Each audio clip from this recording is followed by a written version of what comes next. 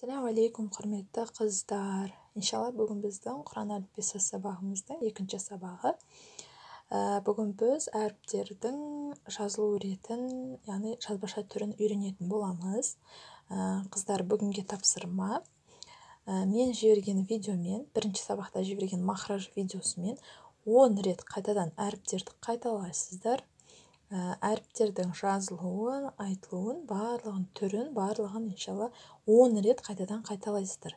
Егер осы мен берген тапсырмаларды сіздер менімен бірге орындап отыратын болсаңыздар, Құран оқығанда иншалла ешқандай қиындық болмайды сіздерде. Қыздар, қараңыздар. Біз бүгін алиф, бә, тә, сә, джим, ха, хо әріптерінің жазылу түрлерін үйренеміз. Араб тілінде де, яғни мысалы бізде қазақ тілінде жазбаша және былай кітап тілінде и жазбаша түрі бар ғой. Сол секілді араб тілінде де жаңағыдай жазбаша түрі де и кітапта жазылған түрі де кездеседі екен. Көбіне араб тілінде мысалы сөздер былай қосылып жазылған кезде кішкене әріптер бастапқы формадан өзгеріп отырады. Өйткені жазған кезде өзгеріледі ғой, кез келген әріп. Ол нәрсе араб тілінде де бар екен иншалла.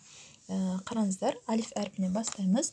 Мінекей әріптер сөздің басында, ортасында, соңында қалай жазылу керек мінекей. Қазір бірге жазып көрейік. Мынау алиф әрпі, яғни ешқандай бастапқы формасынан өзгермейді екен. Сөздің мінекей алиф әрпі. Так, қазір. Сөздің басында мінекей осылай толтырып шығасыздар. Ешқандай өзгермейді. Осылай таяқша болады. И сөздің ортасында, и сөздің соңында. Осыны толтырып шығасыздар үш қатарды. Енді бә әрпі. Бә әрпі сөздің басында міне былай өзгереді екен. Мынағында сөз жалғам кетеді, әріптер. Мынау сөздің ортасында, и мынау сөздің соңында. Міне мынаны былай жазамыз. Бә әрпі сөздің басында, былай. И мынау сөздің ортасында,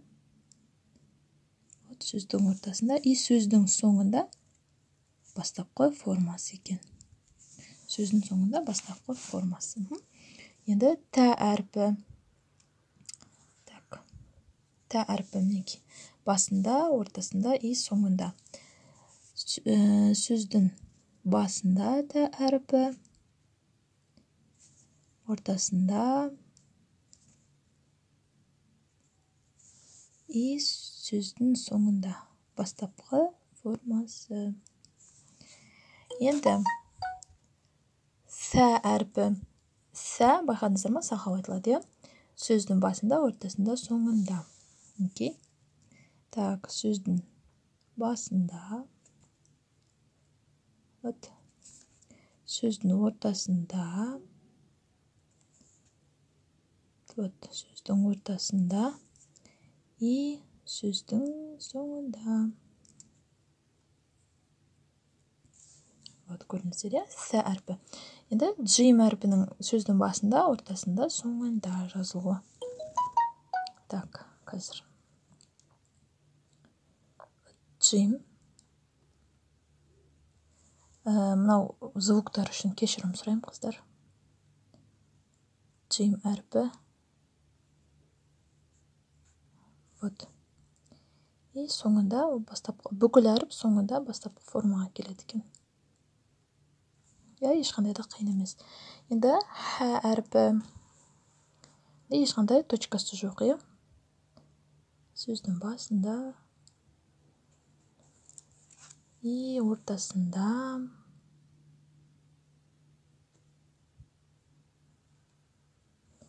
И соңында.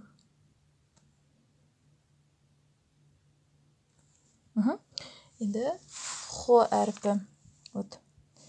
Хо әрпі сөздің басында, ортасында и соңында. Қараңыздар. Хо әрпі сөздің басында,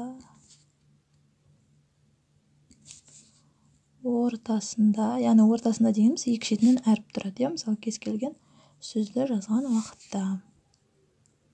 И хо.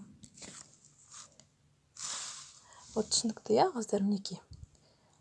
Бүгін осы 7 әріпті жазып, басында, ортасында, соңында жазып, иншалла естеріңізде сақтап қалыңыздар.